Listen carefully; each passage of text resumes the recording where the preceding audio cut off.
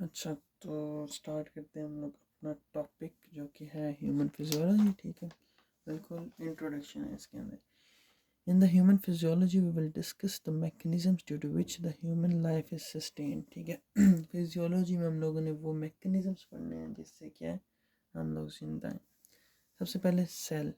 Cell is the basic unit of body which structurally as well as functionally. तो cell जो है structurally as well as functionally क्या है, basic unit of body. अच्छा, हमारी body के अंदर टोटल नंबर ऑफ सेल्स कितने हैं? 100 ट्रिलियन। ठीक है, 100 ट्रिलियन। उसमें से नंबर ऑफ आरबीसीज कितने? 25 ट्रिलियन। रिमेनिंग कितने हुए? 75 ट्रिलियन। ठीक है, so RBCs make the 25% of the total count of body cells. ठीक है, क्लियर हो गया। 100 ट्रिलियन है, 25 ट्रिलियन जो है वो आरबीसीज है, तो 25% के टोटल बॉडी के cells. All cells of the body have certain basic characteristics that are alike. ठीक है, हमारी बॉडी के डिफरेंट सेल्स जो है ना, उन सब में कुछ ना कुछ चीज़ें सिमिलर हैं, कुछ ना कुछ करेक्टरिस्टिक्स सिमिलर हैं।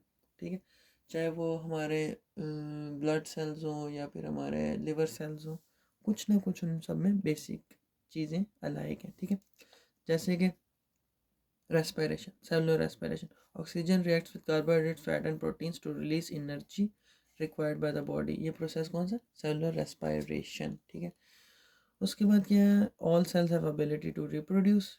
सब सेल्स के अंदर ए सेलुलर रिप्रोडक्शन का मैकेनिज्म होता है जिससे कि एक सेल मज़ीद सेल्स बनाई जाते हैं और बाकी मज़ीद बनाई जाते हैं, पिछले ख़त्म हो जाते हैं, न्यू सेल्स बनते रहते हैं। उसके बाद सेल थ्योरी। ठीक है, इसके कुछ पॉइंट्स हैं। Cell is the basic structural and functional unit of body having life independent life होती है इसकी, मतलब ये अब इंडिपेंडेंटली रिप्रोड्यूस कर सकते हैं, इंडिपेंडेंटली अपनी cellular respiration, independently different mechanisms पर परफॉर्म कर सकते हैं।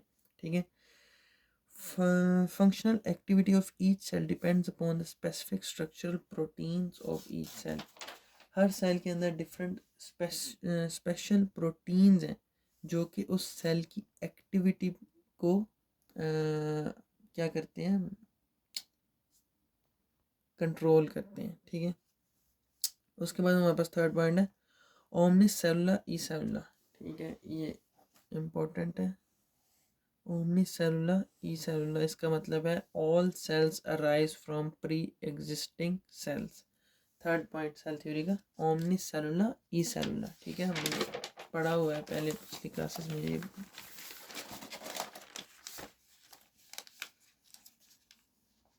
अच्छा, उसके बाद हमारे पास है ह्यूमन बॉडी के अंदर फ्लूइड कितने परसेंट है? 60%। सॉलिड कितने परसेंट है? 40%। अब जो हमारी बॉडी में फ्लूइड है ना, वो दो किस्म का है, इंट्रा सेलुलर और एक्स्ट्रा सेलुलर। इंट्रा सेलुलर का मतलब है कि सेल के अंदर, एक्स्ट्रा सेलुलर का मतलब है सेल के बाहर। ठीक है, जो इंट्रा सेलुलर है वो कितना है? 2/3, और एक्स्ट्रा सेलुलर कितना है? 1/3। मतलब कि अगर हमारे पास ये एक सेल है, ठीक है, और ये उसके इर्द गिर्द की सराउंडिंग है, तो इस सेल के अंदर जो फ्लूइड है, जो साइटोप्लाज्म या और डिफरेंट न्यूक्लियस में, इन सब को हम लोग क्या कहते हैं? Intra cellular fluid. और जो इसके इर्द गिर्द है, जो कि इंटरस्टिशियल हो सकता है, इंटरस्टिशियल फ्लूइड हो सकता है, या फिर वो ब्लड हो सकता है, तो ये सब क्या है? Extra cellular fluid. अब जो इंट्रा सेलुलर फ्लूइड है ना, ये टोटल फ्लूइड का कितना है? 2/3%। टोटल फ्लूइड हमारा कितना था? 60%। ठीक है, इसका 2/3 कितना हो जाएगा? 40%। मतलब कि हमारी body consist of 40% intra cellular fluid, और अगर 40% ये है, टोटल कितना था? 60, तो रिमेनिंग कितना हो गया? 20%। तो एक्स्ट्रा सेलुलर फ्लूइड जिसमें कि इंटरस्टिशियल फ्लूइड और ब्लड आता है, तो ये दोनों मिलके बॉडी का कितने परसेंट फ्लूइड बना रहे हैं? 20%। ठीक है, उसके बाद हमारे पास ये एक पिक्टोरियल व्यू है, ठीक है। ये हमारे पास सेल्स हैं, ठीक है। ये सेल सेल सेल सेल, इन सेल्स के अंदर क्या मौजूद है? इंट्रा सेलुलर फ्लूइड, ठीक है। फिर ये हमारे पास ब्लड वेसल्स हैं, इनमें ब्लड मौजूद है। और ये अगर सेल है और इसके इर्द गिर्द क्या मौजूद है? Interstitial fluid. अच्छा, तो जो अब मैंने बताया कि एक्स्ट्रा सेलुलर फ्लूइड जो है ये क्या हो सकता है? या इंटरस्टिशियल फ्लूइड हो सकता है या फिर ये ब्लड हो सकता है, ठीक है। या इंटरस्टिशियल फ्लूइड या फिर ब्लड। तो इंटरस्टिशियल फ्लूइड अच्छा, इंटरस्टिशियल फ्लूइड जो है वो कितने परसेंट है?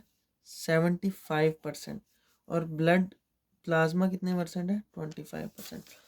मतलब कि ये जो यहाँ पे इंटरस्टिशियल फ्लूइड है ये कितने परसेंट है? 75%। और ब्लड ओनली 25%। अच्छा, इस तरह से कर लेते हैं हम लोग। सबसे पहले हमारी बॉडी है, बॉडी में हमारे पास क्या है? फ्लूइड है या फिर सॉलिड है। फ्लूइड कितने परसेंट था? 60%। सॉलिड कितने परसेंट? 40%। अब फ्लूइड फर्दर कौन कौन से हैं? इंट्रा सेलुलर और एक्स्ट्रा सेलुलर।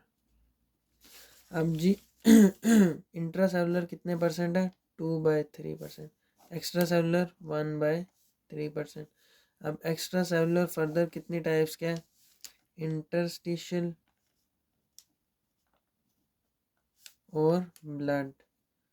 अब जो ये एक्स्ट्रा सेलुलर फ्लूइड है इसका 75% क्या है? इंटरस्टिशियल और 25% क्या है? ब्लड। ठीक है, क्लियर हो गया। अच्छा, उसके बाद हम लोगों को एक चीज़ कहते हैं कि जो सेल है ना उसका इन्वायरमेंट वो एक्स्ट्रा सेलुलर फ्लूइड है। किस तरह से? मैंने बताया कि ये एक सेल है और ये इसके इर्द गिर्द क्या है? ये उसका इन्वायरमेंट जो कि क्या है? एक्स्ट्रा सेलुलर फ्लूइड, ठीक है। इस सेल के अंदर क्या था? Intra cellular fluid.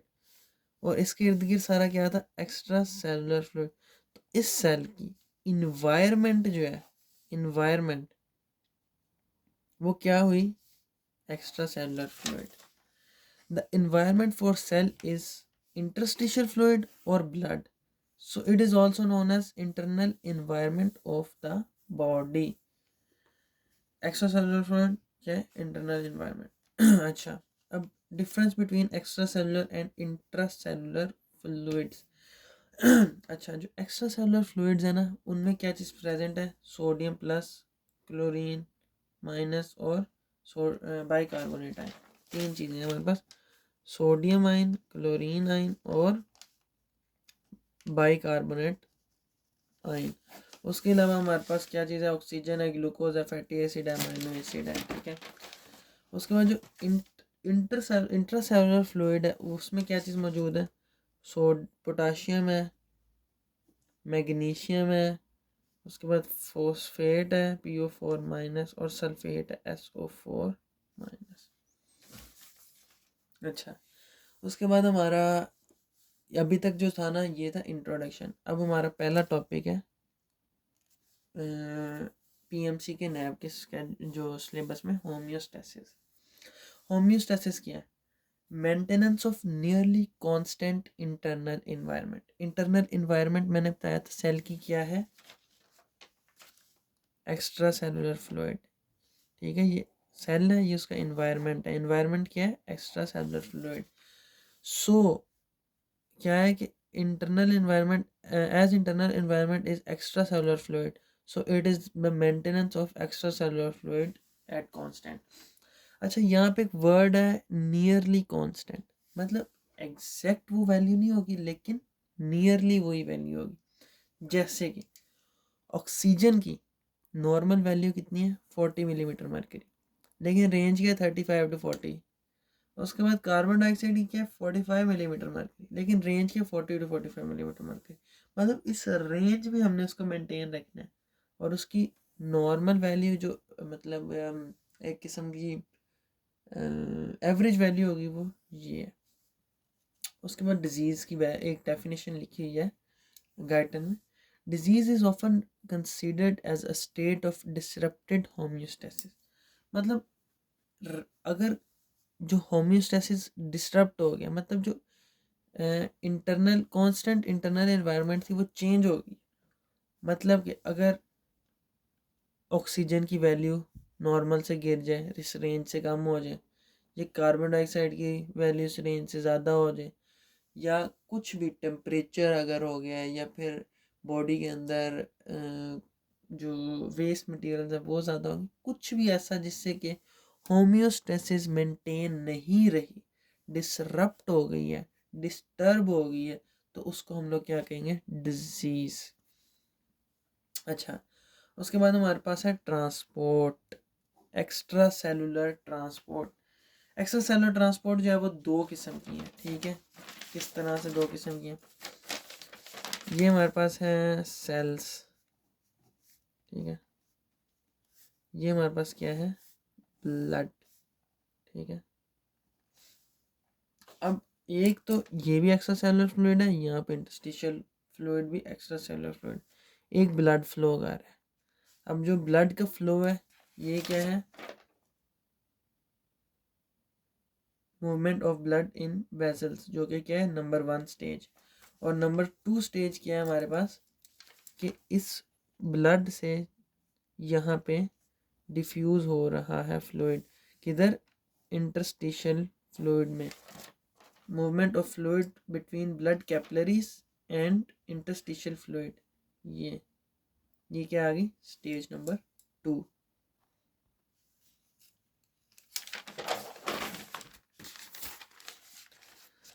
अच्छा जी, नेक्स्ट उसने हमारे पास डिस्कस किया हुआ है ब्लड सर्कुलेशन। एक अगर हम लोग रेस्ट पोजीशन देखते हैं ना, तो रेस्ट पोजीशन के अंदर क्या है कि हमारे जो बॉडी के अंदर ब्लड सर्कुलेट हो रहा है ना, वो कंप्लीटली पूरी बॉडी में 1 मिनट में एक दफ़ा सर्कुलेट हो जाता है। एक कंप्लीट सर्किट, मतलब कि हमारे हार्ट से निकल के पूरी बॉडी में घूम के दोबारा से हार्ट में आ जाता है, कितनी देर के अंदर, विद इन 1 मिनट, ठीक है। लेकिन अगर हम लोग एक्सट्रीम एक्टिविटी कर रहे हैं, किसी किस्म की कोई रनिंग कर रहे हैं, जिम कर रहे हैं, तो क्या होगा कि जो हार्ट है वो तेज़ी से पंप करेगा। अब जब हार्ट की एक्टिविटी ज़्यादा होगी है तो ज़ाहिर सी बात है वो ज़्यादा पंप ब्लड को करेगा। अब ब्लड ज़्यादा पंप हो रहा है तो ब्लड की स्पीड ज़्यादा होगी। अब क्या है कि 1 मिनट के अंदर 6 टाइम्स पूरी बॉडी के अंदर हमारा ब्लड फ्लो करेगा, ठीक है। उसके बाद हमारे पास है कैपिलरी नेटवर्क, ठीक है। कैपिलरी नेटवर्क क्या है, the network of capillaries is very vast. Most of the cells have capillaries at a distance of less than 50 micrometers. This ensures the diffusion of almost every substance within few seconds. अच्छा, तो ये हमारे पास अगर एक cell है ना, उसके करीब विद इन 50 माइक्रोमीटर्स किसी किस्म की कैपिलरी की सप्लाई मौजूद होगी, जिससे क्या होता है कि डिफ्यूजन इजीली अकर हो जाती है। कोई भी हर सेल के 50 माइक्रोमीटर के, यहाँ पे अगर सेल है यहाँ पे कैपिलरी होगी, ठीक है। यहाँ पे सेल है, यहाँ ये इस तरह करके, तो विद इन इनके दरमियान जो डिस्टेंस होगा वो मैक्सिमम कितना हो सकता है, 50 माइक्रोमीटर्स। जिससे कि क्या है कि डिफ्यूजन बहुत आसान है। कोई भी चीज़, इस सेल को अगर ऑक्सीजन चाहिए आराम से कैपिलरीज के थ्रू आ सके, इस सेल को ग्लूकोज चाहिए आराम से इस कैपिलरीज के ज़रिए आ सकती है। तो ये क्या है, कैपिलरी नेटवर्क। अच्छा, उसके बाद क्या है, origin of nutrients in extra cellular fluid. अच्छा, अब एक्स्ट्रा सेलुलर फ्लूइड के अंदर हमने बात की कि बहुत से न्यूट्रिएंट्स मौजूद हैं, बहुत सी चीज़ें मौजूद हैं, लेकिन अब वो आ कहाँ से रही हैं। एक्स्ट्रा सेलुलर फ्लूइड मतलब कि ब्लड और इंटरस्टिशियल फ्लूइड, ब्लड और इंटरस्टिशियल फ्लूइड में ये चीज़ें कहाँ से आ रही हैं, ठीक है। जो कि चीज़ें हमने बताया कि यहाँ पे मौजूद हैं, मतलब कि सोडियम क्लोराइड, सोडियम बाइकार्बोनेट, उसके बाद ग्लूकोज, ऑक्सीजन, कहाँ से आ रहा है सब कुछ? अच्छा, रेस्पिरेटरी सिस्टम से क्या चीज़ आ रही है? Oxygen. The blood picks oxygen in the alveoli and maintains the oxygen level. Alveoli में उसने क्या किया है, ये एल्वुलाई थी हमारी, एल्वुलाई के साथ क्या थी? ब्लड कैपिलरीज, ठीक है। यहाँ से ऑक्सीजन ज़्यादा थी, यहाँ से यहाँ पे चलेगी, पार्शियल प्रेशर ज़्यादा था, यहाँ कम था, ऑक्सीजन यहाँ से यहाँ आ गई। अब ये ब्लड जो है ये लेके हर जगह सप्लाई करेगा ऑक्सीजन। उसके बाद जीआईटी। जीआईटी क्या है? Gastro intestinal tract. The nutrients including carbohydrates, fatty acid and amino acid are absorbed in blood when it passes through walls of GIT। अच्छा, अब हमारे पास हम लोगों ने पढ़ा हुआ है कि जीआईटी में क्या आता है? स्टमक आता है, स्टमक से आगे फिर हमारे पास स्मॉल इंटेस्टाइन आती है। स्मॉल इंटेस्टाइन में हमने कहा कि ड्यूडेनम, जेजिनम, इलियम। इलियम में क्या चीज़ मौजूद है? जो लास्ट पार्ट है स्मॉल इंटेस्टाइन का, उसमें हमारे पास विलाई एंड माइक्रोविलाई मौजूद है, ठीक है। इस तरह करके उसकी अंदर, अब इसके अंदर क्या होता है? ऐसे करके ब्लड सप्लाई होती है, ब्लड कैपिलरीज होती हैं ऐसे करके इनके अंदर, ठीक है। अब क्या है कि यहाँ पे किसी किस्म के न्यूट्रिएंट्स जो हैं वो आए हैं, कार्बोहाइड्रेट्स, प्रोटीन्स या अमाइनो एसिड, वो यहाँ से एब्जॉर्ब हो जाएंगे इन माइक्रोविलाई के थ्रू, किसमें? ब्लड में। और ब्लड के एक्स्ट्रा सेलुलर फ्लूइड, तो एक्स्ट्रा सेलुलर फ्लूइड में carbohydrate, fatty acid, amino acid कहाँ से आ रहे हैं? जीआईटी से। उसके बाद क्या है कि जो हमारा लिवर है ना, ये क्या करता है कि जो हमने यहाँ से carbohydrate, fatty acid, amino acids absorb किए हैं, उनको क्या करता है? It converts in them into more useful products. इसके अंदर लिवर भी आ जाता है। उसके बाद मेटाबॉलिक ऑर्गन जैसे कि फैट सेल्स, एंडोक्राइन ग्लैंड्स और किडनीज शामिल हैं, ठीक है। उसके बाद जो मेटाबॉलिक वेस्ट हैं, ये तो हम लोगों ने अभी पीछे पढ़ा कि मेटाबॉलिक जो हमें ज़रूरत है चीज़ें, ठीक है, मेटाबॉलिज्म के लिए। लेकिन जब ऑक्सीजन यूज़ होती है, ठीक है, उसके बाद कुछ वेस्ट बनते हैं जिसमें क्या है? कार्बन डाइऑक्साइड, मतलब रेस्पिरेशन में। उसके बाद ग्लूकोज यूज़ होती है, उसके बाद भी डिफरेंट मेटाबॉलिक वेस्ट बनते हैं, ठीक है। तो अब इन सब को जो वेस्ट हैं वो किस तरह निकाल लें? रेस्पिरेटरी सिस्टम से ही रिमूवल ऑफ कार्बन डाइऑक्साइड, ठीक है। ये हमारे पास सेल था, ये हमारे पास ब्लड सप्लाई है, ठीक है। तो इसके अंदर CO2 प्रोड्यूस हुई है सेलुलर रेस्पिरेशन के ज़रिए। अब इसको हम निकालना है तो ये डिफ्यूज़ कर जाएगी ब्लड में, ब्लड से रेस्पिरेटरी लंग्स, लंग से आउट ऑफ द बॉडी, तो रिमूवल ऑफ CO2। उसके बाद removal of metabolic waste like urea, uric acid by kidneys through urine. अब जो हमारे पास मेटाबॉलिक वेस्ट हैं, यूरिया, यूरिक एसिड, तो वो किस तरह से निकलेंगे? किडनी के थ्रू, किसके? यूरिन में। फिर जीआईटी ही कुछ रिमूव करता है अनडाइजेस्टेड मटेरियल्स को, जिनमें क्या चीज़ जिस किसके थ्रू? फीसिस के थ्रू। उसके बाद लिवर एट डिटॉक्सिफिकेशन और removal of many drugs and chemicals that are ingested, कि कुछ हम लोगों ने टॉक्सिक चीज़ें इंजेस्ट कर ली हैं, कोई ड्रग्स या कुछ केमिकल्स वगैरह, तो उनको डिटॉक्सीफाई करता है लिवर, ठीक है। उसके बाद हमारे पास है रेगुलेशन ऑफ बॉडी फंक्शंस। अब ये जितने भी फंक्शन हमने डिस्कस किए, रेस्पिरेटरी सिस्टम या फिर जो किडनी कर रहा है या जीआईटी कर रहा है, ये सब जो है ये रेगुलेट हो रही हैं, ठीक है। सांस लेने का अमल, या फिर हमारे खाना चू करके अंदर जाना, फिर उसका डाइजेस्ट होना, फिर एब्जॉर्ब होना, ब्लड का सर्कुलेट करना, हार्ट का पंप करना, ये सब बॉडी फंक्शंस रेगुलेट हो रहे हैं। किस तरह? दो सिस्टम में, एक नर्वस सिस्टम, एक हार्मोनल सिस्टम। नर्वस सिस्टम में क्या चीज़ आ जाती है हमारे? हाँ, ब्रेन। मतलब इसमें क्या है कि इसका, जिसे कहते हैं CPU, क्या है? ब्रेन है, ठीक है। इसने सब फंक्शन ब्रेन कंट्रोल कर रहा है। सेंसरी इनपुट, जो कि सेंसरी इनपुट पोर्शन, मतलब कि जो हमारी वेन्स होती हैं, सेंसरी नर्व्स, वेन्स कह रहा हूँ, नर्व्स, सेंसरी नर्व्स। उसके बाद हमारे पास क्या है? Central nervous system, brain, spinal cord, फिर मोटर आउटपुट पोर्शन। जैसे कि ये हमारे पास एक नर्व है, ठीक है। अब ये क्या करेगी? सेंसरी नर्व है, इसने कुछ डिटेक्ट किया है। अब ये इस इम्पल्स को लेके किधर जाएगी, सीधा हमारे हार्ट में। अब हार्ट इसको प्रोसेस करेगा, हार्ट में भी नर्व्स हैं, कौन सी, मिक्स्ड नर्व्स। उसके बाद ये फंक्शन देगा, किसके थ्रू फंक्शन जाएगा मोटर नर्व्स के थ्रू। ये क्या थी, सेंसरी, सेंसरी के थ्रू इनपुट आया, उसके बाद मोटर के थ्रू आउटपुट जा रहा है, और ये क्या है, ब्रेन। अच्छा, उसके बाद क्या, ऑटोनॉमिक सिस्टम। ऑटोनॉमिक सिस्टम में वो आ जाता है कि जो हमारी अनकॉन्शियस आदत, मतलब हम लोग प्लान नहीं करते, सोचते नहीं है, खुद ब खुद हो जाता है, सब कॉन्शियस लेवल, ठीक है। अनकॉन्शियस कह रहा हूँ, सब कॉन्शियस।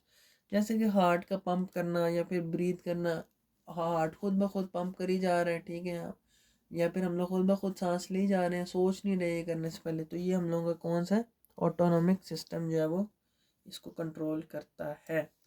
उसके बाद जो सेकंड सिस्टम है, एक तो नर्वस सिस्टम हो गया, ये भी ऑटोनॉमिक सिस्टम नर्वस सिस्टम का पार्ट है। सेकंड क्या है, हार्मोन सिस्टम। अब हमारी बॉडी में क्या है, endocrine glands and several organ and tissue secrete chemicals known as hormones. मतलब कुछ एंडोक्राइन ग्लैंड्स हैं या फिर ऑर्गन्स हैं जिनमें पेंक्रियाज आ जाते हैं, ठीक है। पेंक्रियाज बहुत से हार्मोन्स रिलीज करते हैं, और कुछ टिश्यूज हैं जो कि क्या रिलीज करें, हार्मोन्स। हार्मोन्स ये केमिकल मैसेंजर्स। यहाँ पे मैसेंजर क्या था, नर्व्स थी, तो यहाँ पे मैसेंजर्स क्या हैं, hormones. These hormones regulate the body functions.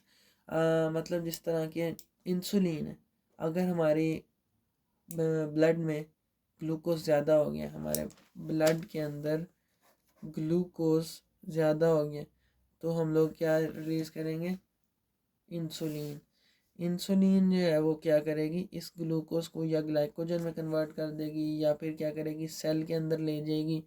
तो काम क्या है इसका, मतलब इसने क्या किया, ब्लड के अंदर ग्लूकोज को कम कर दी, ग्लूकोज लेवल को। इस तरह से ये फंक्शन परफॉर्म कर रही है।